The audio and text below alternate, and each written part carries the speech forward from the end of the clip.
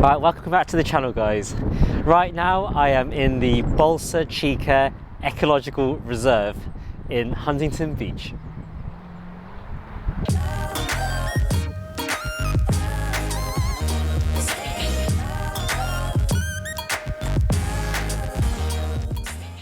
So prior to coming to this ecological reserve, I decided to visit Huntingdon Beach. I was actually quite pleasantly surprised to see how big Huntingdon Beach was. Just been nice to kind of walk around and reflect on the past 10 weeks. So for today's poker vlog, I'm going to cover one of my 5-10 sessions earlier last week, as per usual. This past week, the 5-10 games were actually kind of quiet. So we just had the Memorial Weekend, which is a national holiday in the States. So I kind of noticed that the games at the casino were visibly a lot quieter. Right, so let's dive into the action of one of the 5-10 sessions that we played earlier last week.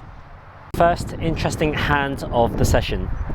In this hand, the action folds to me in the hijack, and I look down at ace-jack offsuit. We open the pot to $30, and then the action folds to the button, who makes the call, and then the small blind folds and the big blind also calls. We are now 3 ways to the flop, which comes pretty good. It comes ace 6-3 rainbow. Action checks to me, and I think on this board texture we have a pretty standard c-bet. So we decide to c-bet for $30. Action is now on the button, who thinks for a while before making the call, and then the big blind folds.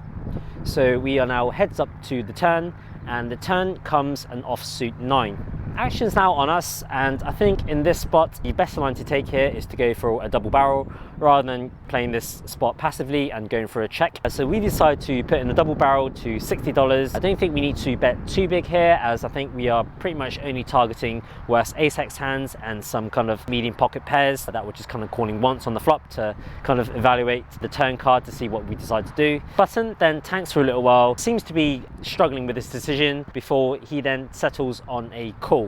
Right now, going to the river card, I'm pretty confident we have the best hand here. The only concern that I have here is if villain kind of has 2 pair, as he can easily have ace 3, ace 6 or ace 9 for some kind of random 2 pair. But other than that, all the other ace-x hands we have beat. So we're going to the river card, which comes an offsuit deuce. The board is now pretty dry here. We pretty much only lose here to aces up. I think if we decide to check here, villain's going to be checking back all hands that we beat and betting hands that we lose to. So I think in this spot, we definitely want to go for a triple barrel here, and I think the plan is we are going to bet the river here and fold to a raise. So we settle on a bet of $110. Fortunately, the villain thinks for a little while before then sliding in the call. We table our hand, and villain taps the table and says we're good. Villain actually showed an ace of hearts in this hand. We were pretty much spot on in our read, and just very happy to drag in this very first pot of the session. In this next hand, there is an open from under the gun to $50, and this villain is actually the same villain who we played against in the previous hand where we had ace-jack. Early position makes the call. The action then folds to us in the small blind, and we look down at pocket aces. Of course, we are going to put in the squeeze, as we do block aces and block ace-king, so we have a very nice hand to bluff. So we decide to put in the squeeze to $255. Action then folds to under the gun, who is thinking for quite a while before then making the call. Early position also decides to make the call. So we are now 3 ways to a pot of like nearly $800. And effective stacks, I think I've actually got the smallest stack here with about 1,400 left behind. So we are actually covered by both the other players in this hand. So we are off to the flop, and it comes 9-8 deuce with 2 spades. And we don't have the ace of spades in our hand. So given we don't have the ace of spades in our hand, it's very plausible that villain could easily have an ace-high flush draw that can continue. I think if we had the ace of spades, we would lean more towards betting, but I think without the ace of spades, I lean more towards checking. Having considered all of the above, I decide to start with a check And then Undergun decides to put out a bet, but he bets very small. He just bets $100 into a pot of nearly 800. Early Position then also makes the call. Given that the pot is now nearly $1,000 and we have about 1,400 left on our stack, so we've just got kind of just over a pot size bet behind. Facing quite a lot of tricky turn cards, I decide to go for the aggressive route here and check jam all in. It's kind of a good way to neutralize our positional disadvantage on a reasonably dynamic board and also in a multi-way pot. Action is now on Under the Gun, who actually doesn't think for too long before jamming the rest of his stack in as well. So I'm actually not feeling too bad when Under the Gun makes the call. So the main worry that we'd have is if the other player in the hand also decides to go all in.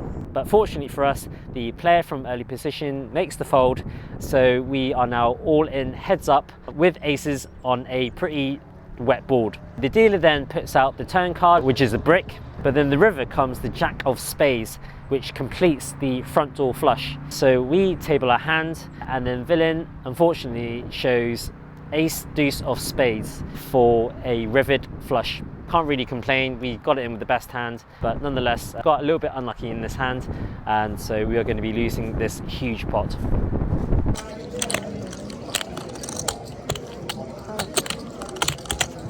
Right, so just after getting stacked, we reloaded back to $1,500, and then after like an hour or 2 hours, we come across this hand.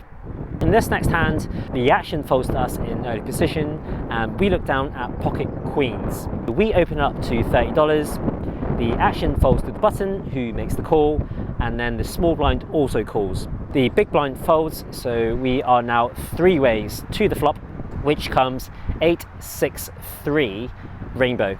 We flop ourselves an overpair here, so it looks like a pretty good board for us to c-bet. So we decide to c-bet for $35. Action's now on the button, who doesn't think for too long before making the call, and then the small blind makes the fold. So we are now going heads up to the turn, which comes a deuce of hearts, which now brings a backdoor flush draw. Action is now on us, and I think in this spot double barreling would make the most sense here. We can easily double barrel here with all of our overpairs and our backdoor flush draws, like our ace 5, ace 4 of hearts type hands, and we can put a lot of pressure on his one pair type hands. So we decide to size up to $140. Action is now on the button, who now decides to go into the tank. And after thinking for about maybe like 30 seconds, he decides to make the call. We are now off to the river card, which is quite interesting. It comes an offsuit ace. In game, I really felt like I was up against a hand like pocket jacks or pocket 10s or pocket 9s. I kind of felt like the ace was pretty much a brick. My perception of Villain's range is that he doesn't really have much ace-x hands. So I think the only thing we need to think about is Villain's perception of our range, given we can quite easily have like an ace-x of hearts type hand that's now kind of backdoored into like a rivered top pair. So in this spot, I think I definitely want to go for a triple barrel here. I think if we decide to check here, Villain is going to snap check back all the hands that we beat. So I decide to bet $210, which is just about like half pot sizing. Villain is now deep into the tank, and after a while I'm kind of praying and kind of hoping that Villain decides to make the call. Villain decides to make the fold. Unfortunately, I couldn't kind of squeeze that last river bet, but at least we get to win a decent sized pot.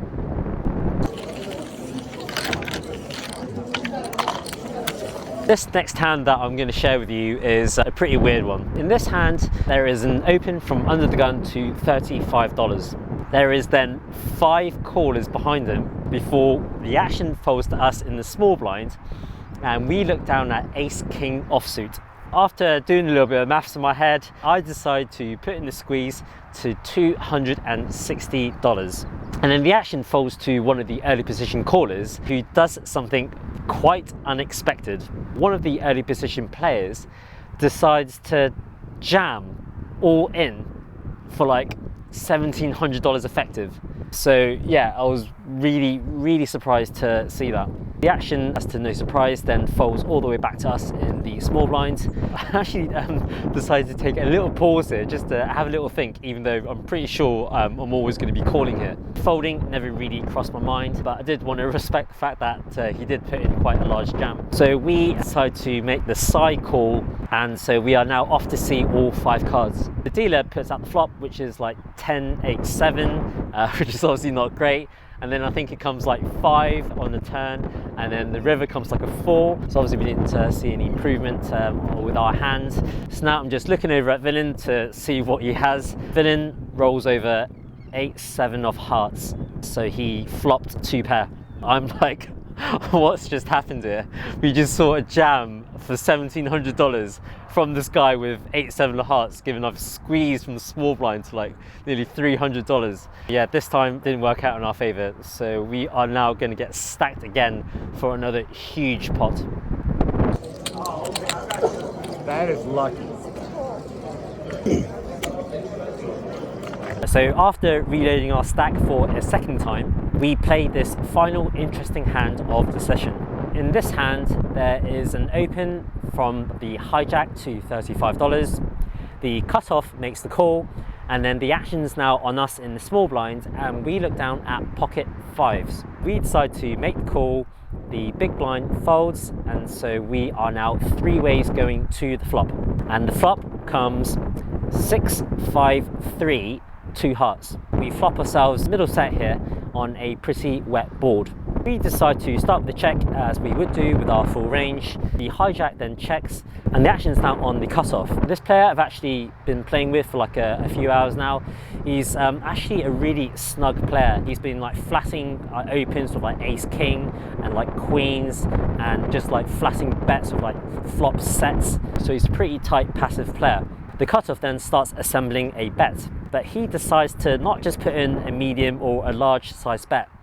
He decides to overbet to $150. Given my kind of read that I already have on this opponent, given he's quite tight and passive, and he decides to overbet now, which is really uncharacteristic, I decide to take a little time to go into the tank and consider my options. So I think 4-7, which would be the nuts, is a very unlikely holding for our opponent. I think my perception of Villain's range in this spot is that we'd have a hand like pocket 6s or pocket 3s for like a top or bottom set, and also the occasional like kind of ace 4 of hearts type hand for like a massive draw. Given this huge sizing and we are out of position on again quite a wet board, we decide to commit to this hand and put in the raise to $500. The hijack makes the quick fold, and now the action's back on the cutoff. He goes deep into the tank, but eventually he decides to continue with a call. The dealer then puts out a very beautiful looking jack of spades. Now we have the green light to jam the rest of our stack in. I think our jam is effective for like another $700 or $800. Villain again decides to take quite a bit of time to consider what to do here. He eventually settles on a call. That's great news for me. Just as the dealer puts out the river card, which is actually not that great, it comes out like an offsuit 4, which I think completes some possible straights. We table our hands. Villain then sees our hand. He doesn't immediately show his cards, which obviously means that we're good. And then he then quietly mucks his cards. What a relief. We finally get to win a stack back and stem the bleeding from this nightmare session that we seem to be having so far.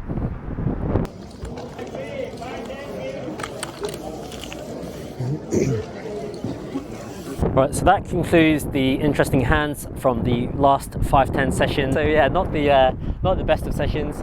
I think we bought in the game for like 5,000 and we cashed out for 2.6k, which means we ended the session down about 2.4k. So yeah, not ideal.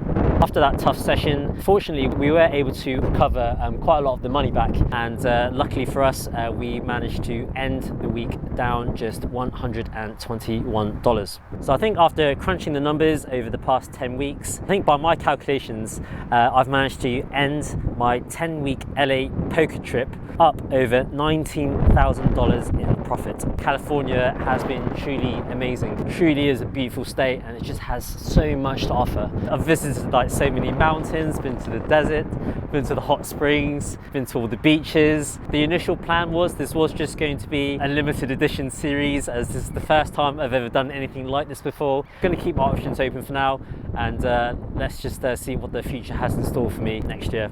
Thanks guys for watching, really hope you've enjoyed it, and I'll speak to you again soon. Peace.